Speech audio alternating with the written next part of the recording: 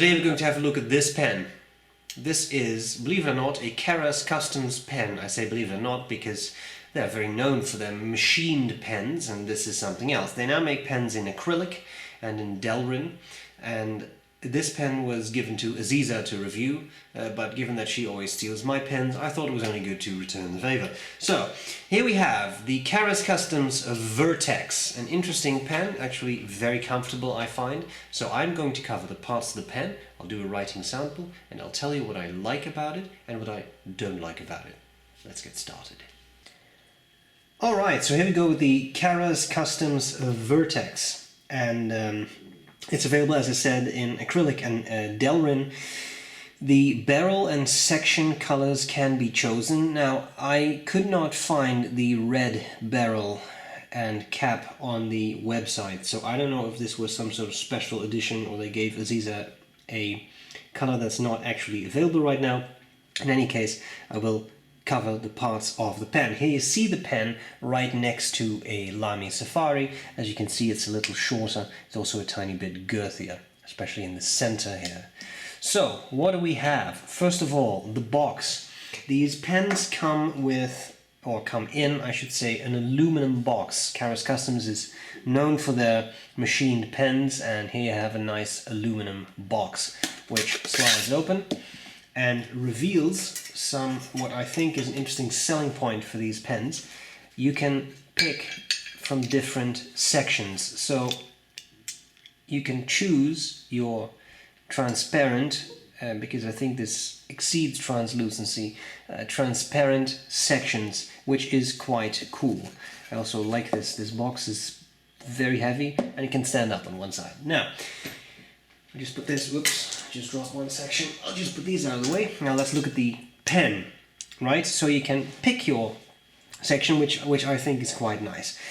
You have this nice little dimple, top of the cap.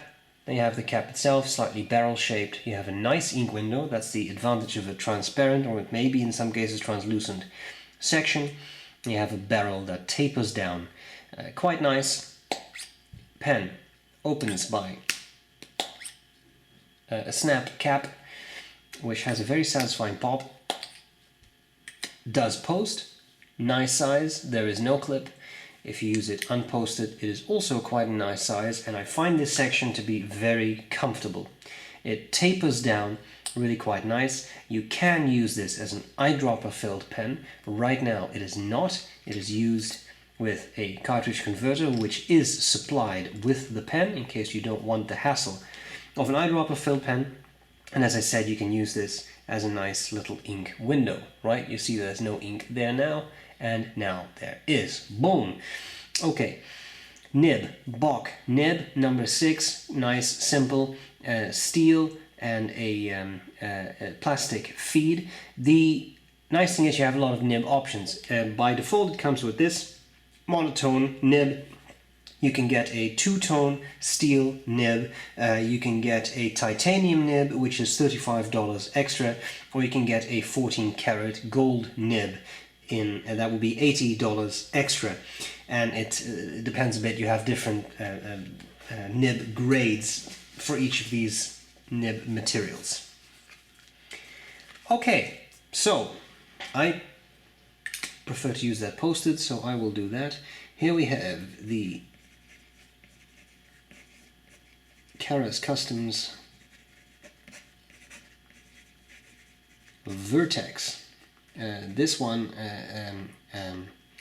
has the, actually I thought it was a medium, but there we go, medium Waterman. It's just the Waterman Serenity Blue. And this is a nice nib, writes smoothly. Sorry, terrible writing.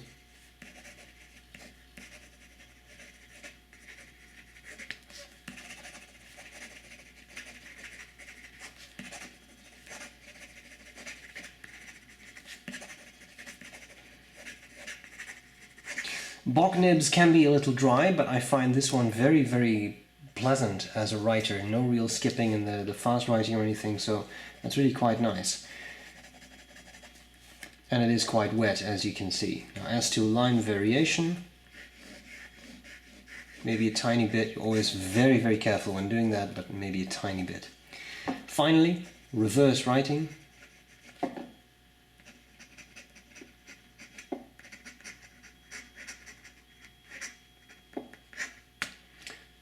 Pen runs dry, but it is possible for a few words, and it does actually make it finer, for sure.